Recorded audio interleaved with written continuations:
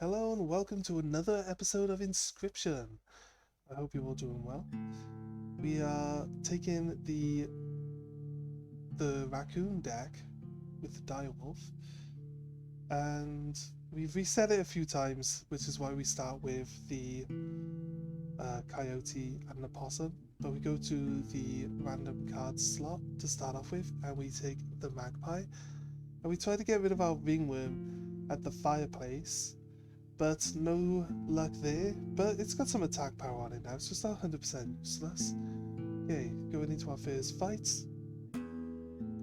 They block flyers on the totem.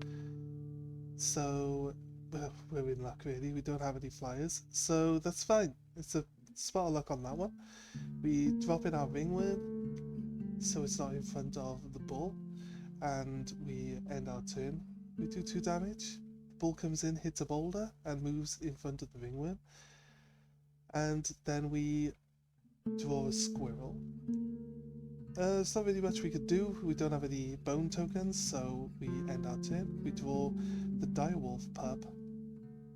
And again, we can't really summon anything, so we end our turn. Now we have 2 squirrels. Bring in the direwolf pup. And end our turn. Direwolf evolves and now can attack forward twice for 2 damage. We do the 6 damage and finish the fight. No real hassle there. After you kill the first thing, doesn't really do much to you. So we move up to another mystery card and we pick the sparrow. Because there's a merge here, so we can now merge our magpie onto the sparrow. Nice. Okay, so basically makes a cheaper magpie for us to use. And up to our next fight.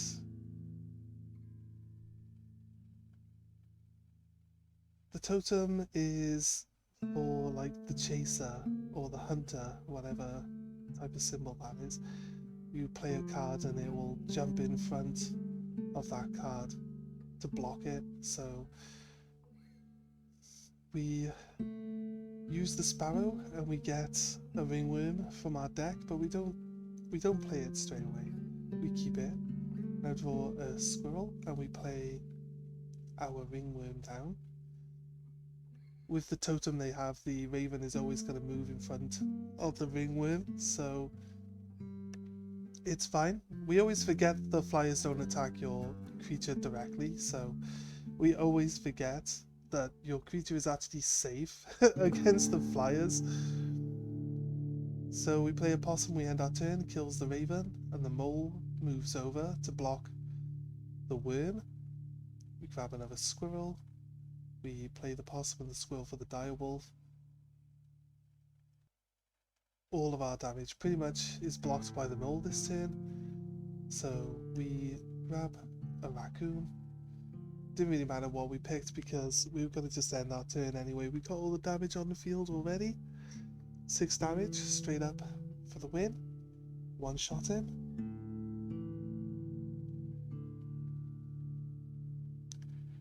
Okay, we go straight up for another mystery card, which we get offered a direwolf straight up, so we take the direwolf and then we can actually start building our own totem now on the next one.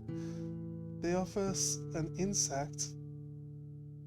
I usually go for insects because my most likely pick when it gives you cards is usually an insect. Don't know why I sway towards the insects. I find them quite useful, to be honest with you. Easy to summon and low maintenance. So we grab our squirrel so we can play our direwolf pup, I would assume, because you know you need 2 squirrels anyway. So we play the direwolf pup. In later versions, or like when I get a bit more experience, I probably would have just played the sparrow for one of the squirrels. Allowed me to add whatever card I wanted from my deck to my hand right there and then.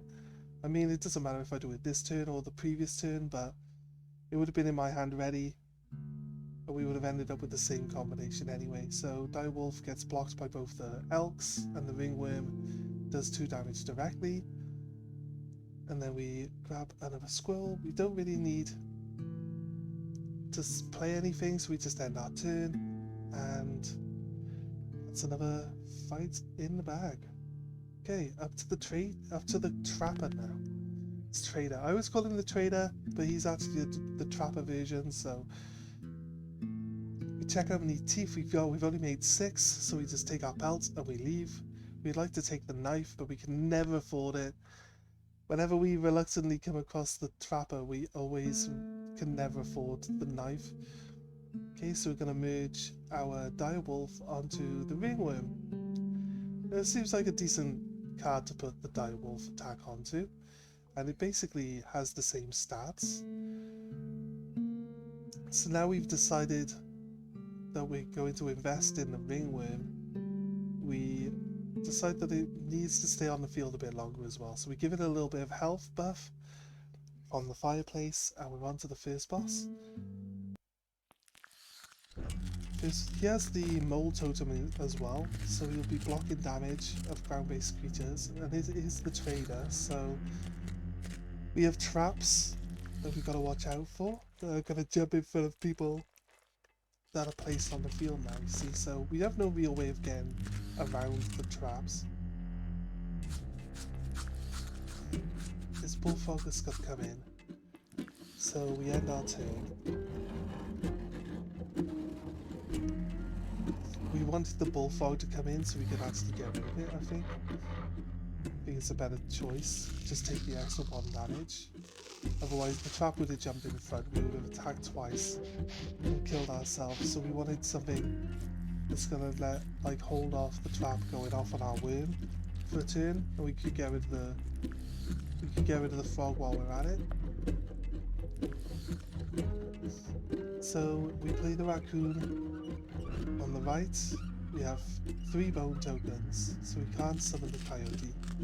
We end our turn, and pretty much clean sweep of all my creatures and the traps at the same time, just clearing them all out. Getting pelts. He's only got a rabbit, so we draw from our deck. We get the pelts that we just got.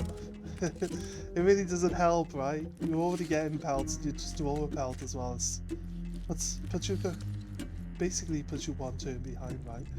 So we are just weighing it out now to see where or what we can summon. Right, we're gonna have 2 squirrels and our direwolf pup. We end our turn. We completely forget that the bullfrog's got to move position, because we always get caught out by the enemy's totem every single time. We never pay attention to it. It always catches us out. Okay, so we can only play the possum, and the possum does kill the bullfrog, but that's pretty much all we can do anyway. So we play the possum, we draw a squirrel. Luckily, the trader is out of cards right now, so we can't really do anything to block us. It's just a matter of time before we finish him off. We're gonna trade now, right? We have an extra pelt, so we start by just taking the front row with our 4 basic pelts, and we take the Kraken that has damage based on how many cards are in our hand on the back row. And you can see we've got like 6 cards in our hand, so we place him. And he's got a double attack, 6 damage. It's a nice and easy win. So we're kind of lucky that he had a card that was going to do a lot of damage for us to do at that point in time, right? So, you know, kind of just pure luck on our point. Take the direwolf pup, because it seems to be a theme for direwolves in this deck. And we move on. There's a mystery card right in front of us. Nice, we take this.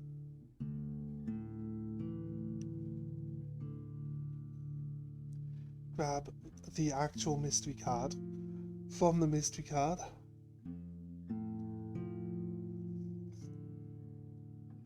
And then we go to the sacrificial totem, where we get rid of our dire wolf pup that we just picked up. I think we probably decide that he's too expensive to keep around, which is a fair point.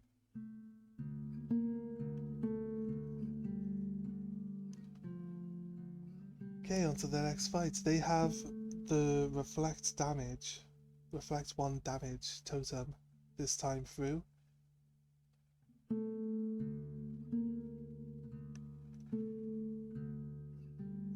We play the sparrow to get the ringworm to our hand, then we play the ringworm. A nice easy bunch of damage to start off with. Nice and simple. We are going to draw a squirrel, play a pelt just to block the 1 damage, and do 2 damage. Dire wolf evolves, does 2 damage back this turn. But we're within range to actually finish this guy off already. We don't need to worry about the dire wolf. So yeah, we play squirrel to block damage, but we know it's not going to really block much. And we notice that we're within range to win, so we just end our turn. And we have the mystery card in front of us. We check out what we got. We go for the mealworm, which is just an interesting choice really. It's not bad, it's a decent card. You summon it basically for free. You get two bone tokens. But we're going to break this one down onto a possum, which then gives it a 1-1 rather than a 0-2. Because extra health isn't really massively helpful. Like when we're only really playing damage dealing cards, right? So the extra health from trading it out wouldn't have really done us much good. We can play the squirrel, play the sparrow, we can grab the possum, play the possum, then ringworm on possum. It's supposed to grant us the extra attack power. We went to 3-4. Is our ringworm still just 2-3? Is it? I haven't seen its stats for a while, so okay, right. I need to pay more attention. We take the maggots. Maggots is a very good card. We like maggots, but we need a merge to make it its best potential. Now, here we go. Yeah, it's still 2-3. So now it's a 3-3. I thought we'd enhanced it before now, but apparently we hadn't been able to do anything to it for a while. So. Okay, the mystery card's turned into the river otter, but we have our squirrel and we have our sparrow, and we grab the ringworm. Now the ringworm's basically a one-shot card if we draw it, so saving some steps and just going straight for the ringworm.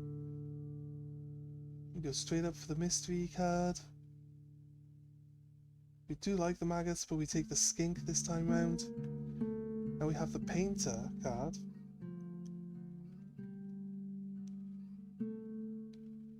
And we enhance a sparrow. It keeps the search ability, but it loses one of its defense points. Okay, we managed to get a mouse, a fecundancy bottom. The rule is actually called fecundancy, but I just call it the mouses. So yeah, all insects can now duplicate themselves when I play them. This is actually decent, to be honest with you, because we have the ringworm, and it is an insect. So we can play the sparrow, grab the possum, we can play the ringworm on the sparrow, gives us another ringworm.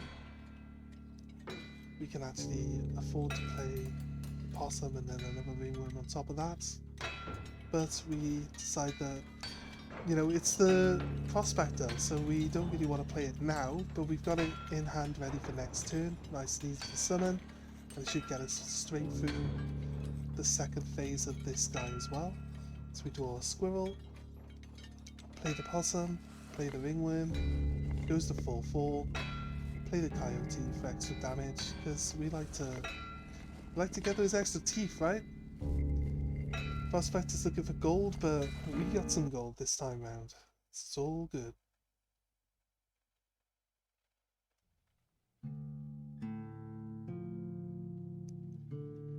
In the box we have another sparrow. Not really a good choice in the box there time round. I feel like he's just trolling us a little bit. Our deck is decent enough as it is, to be honest with you. So we kind of want to get to a point where we can just start lowering the amount of cards we have in our deck down. So we take the frog, we got the sacrifice coming up. So like, we can guarantee that we have something to go in there. So we get the card and we immediately sacrifice it for bone token. I'm sure that's exactly what that card was intended to do anyway, so they have the evolving totem, so this could go sideways very quickly, you see. So we play our possum, which we can do at the start of the game now because we have the 2 bone tokens that we get given. We can make our ringworm 4/4, we can make another ringworm of 3/3, and there we go. Like, oh my god, how much? 8 plus 6 damage? Up for 14 damage, like, out, straight out, 14 damage. It's amazing. Okay, so, gonna go for the beast in the cave and see what we get here. We don't want a new card, so we just pick the one that we feel is the least likely to get us a new card. And then to the totem crafter again. We take the snake head, but we want the insects to keep coming, so we grab that and rebuild the insect totem with the fecundancy ability. So our 2 bone tokens go off. We draw the sparrow, nice OP sparrow. I think we accidentally select the raccoon there, but we realize our mistake and swap it for the ringworm. Ringworm creates another ringworm, as it does. 6 damage straight away. It's exactly the amount of damage we need, and there we go, another fight won. Nice and easy, right? Oh my god, who'd have thought that the parasite not getting eaten at the fireplace would have actually turned out to be so helpful for us. We take another mealworm, we actually get rid of our pelt that we don't want in the first place. Okay, got another painter. This time round we're going to choose the sparrow again. So this sparrow came out the same card. I wasn't looking, to be honest with you. I looked at the wrong card. I did get to see it. I'm pretty sure it still has the ability to search the deck. I think it came out like exactly the same as the other one. It's got 1 less defense. Yeah, that's fine. We play the squirrel and the sparrow. We grab our ringworm. We now play the ringworm on the mealworm. Get another ringworm, play the sparrow, and play another ringworm. And then we just throw the extra mealworm down for no real reason, just because we can. And there we go, we get 12 damage again on turn 1. Going to the mystery card one now, and we have a raccoon on offer. It's kind of like the only one really that we should pick, because we have the mycologist coming up and it gives us options of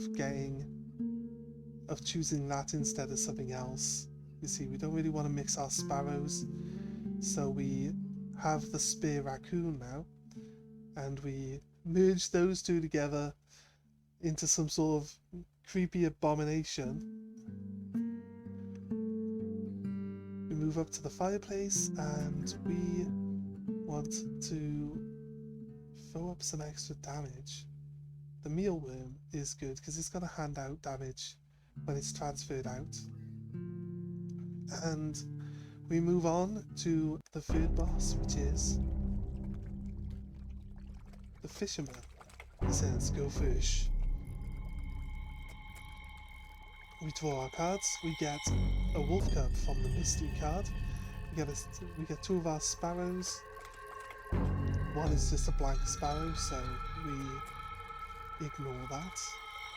And we grab the ringworm from our deck. Use that as a sparrow. We play the ringworm. It duplicates another ringworm. Nice and easy. And we end our turn. We one-shot phase 1 of the fisherman. My usual tactic here now would be to change the position of my damage dealer. So I would sacrifice the ringworm out to move another damage dealer into a different slot so that the bait bucket stays where it is and locks it out. But we're planning on a one-turn kill anyway, so we just play the new ringworm down, kill the bucket, kill the 2 sharks, and do some extra damage. There we go, straight off. One phased both parts of this boss. Nice and easy. Our reward chest is going to offer us a mealworm. How many mealworms does it want us to have? Interesting, right. Just offering us mealworms across the table now, no matter where we are. Okay, on to the final phase. Are we there already? Oh my god. Okay, right. Up to the merge point. Going to merge our corpse maggots with the direwolf pup. This is something that we would like to have done right at the start of the playthrough, but sadly we weren't able to get the combination or a merge available for us. But I feel like we did well enough as is without it, so on to the final fight anyway, right? We're already here. Let's not dwell on the past. He has the ability for his cards to evolve and get stronger, so our mystery card turns into a great white shark. He has an amalgam that's going to come in. We're trying to work out if there's a way that we could just block it from being a problem. So we grab the mealworm, obviously, from our deck. There's no real other choice at this point in time, to be honest with you. We can play the mealworm here, make another mealworm, we can play the possum, and we can play this mealworm. Ringworm. Mealworm? Why do I keep saying mealworm? Ringworms. Ringworms are what they are. Okay, straight win. Right there, nice and easy. Places some stumps down to block us, to try and like slow us down a little bit. But we've already got the double hidden ringworms, so not really sure how that's going to work. We draw a squirrel. And we end our turn. We do a significant amount of damage. It's 14 damage on the field. He takes the moon, places the moon down, and we try we try to see what we can do about this moon now. Could have played the Great White, to be honest with you. The moon can't attack if you've got a creature that's underwater, so, you know, it kind of just negates the moon anyway.